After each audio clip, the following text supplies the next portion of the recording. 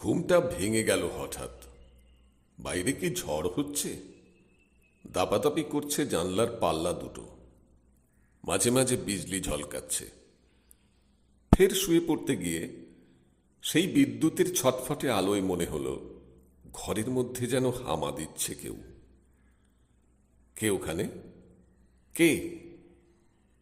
হামা কোনো শব্দই করে না। উঠে আসি কাছে, আবারও জিজ্ঞেস করি, কে আপনি? কি চান? সে তবু নিশ্চুপ থেকে একোণে ওকোণে ঘুরছে, মাথা তুলছে না কিছুতেই, চোখে চোখ নয়। কিছু কি খুঁজছেন আপনি? শুনতে পাচ্ছি। খুঁজছি ঠিকই, খুঁজতে তো হবেই। পেলেই বেরিয়ে যাব নিজে নিজেই হেঁটে। কি খুঁজছেন? মিহিস্বরে বললেন তিনি। মেরুদণ্ড খানা। সেই মুহূর্তে বিদ্যুৎ ছলকালো ফের।